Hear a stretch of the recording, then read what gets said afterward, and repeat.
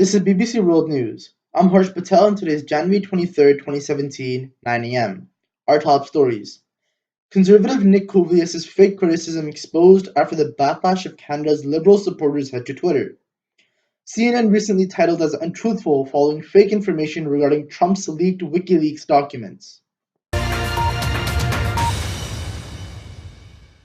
Hello and welcome to BBC World News.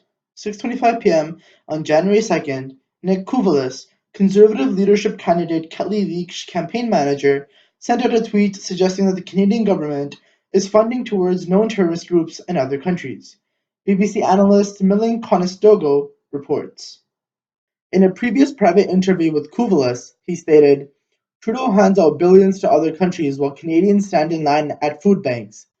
Cohesively, he tweeted on January 2nd, writing, In the last year, Prime Minister Justin Trudeau has provided direct cash aid to the Clinton Foundation with $600 million, Pakistan, Libya, and the list goes on, including $351 million to Hamas, a designated terrorist organization. With more digging into the depths of the story, it took BBC World News 5 minutes to find out that such remarks were completely incorrect. Such an ideology of Nick Kovlius must likely have originated as a previous anti-Obama internet meme and that the root of such numerical values was completely fictional. In fact, in January 2013, an American group called Government Gone Wild used the exact same data to criticize US government spending, ultimately illustrating that such accusation was completely false due to the presence of fake media. A recent poll showed that liberalists think the purpose of such commentary was to provoke negative reactions so that Mr. Kovlius could filter out those who aren't real conservatives. Additionally, they think that the purpose of such statement was to express his ideologies as a method to depict how the Liberals lack the fundamental knowledge to run a country, symbolized by how they do not know how to spend taxpayer money. The poll showed that Liberalists thought the purpose was that Mr. Kovlius wanted to strike an uproar among the political system by illustrating the lack of financial intellect of the Liberals as a method to dethrone the government of Trudeau in order to acquire more political power. What is guaranteed is that Trudeau would have developed a bad reputation, followed by a phase of backlash and several questionings. When asked why, Mr. Kovlius simply explained, to make left-wing individuals go nuts as a method of elaborate trolling. All in all, it definitely halted a possible coup d'etat, lack of trust, and insecurity amongst the Liberals, and political, social, and economic instability. BBC analyst Milan Conestoga, back to you, Harsh. Alright then.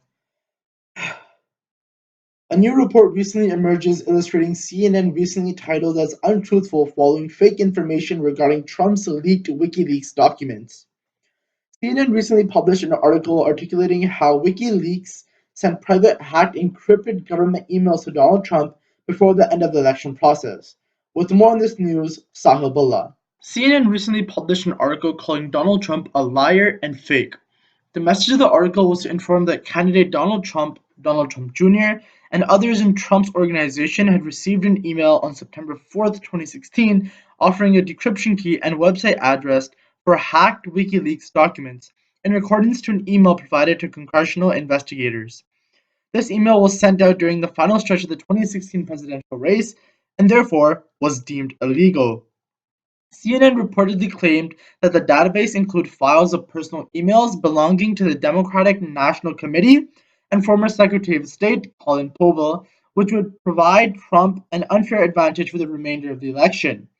However, such an article was later deemed as fake news. Since the Washington Post had also obtained the email itself, it was further reported that the email was actually sent on September 14th, 2016. Such a difference of 10 days meant that the email was sent after the election process was over. When Donald Trump Jr. was asked about such email, he tweeted, hacked WikiLeaks on the Republicans? I think you mean Democrats, a method to illustrate the lack of knowledge of such issue.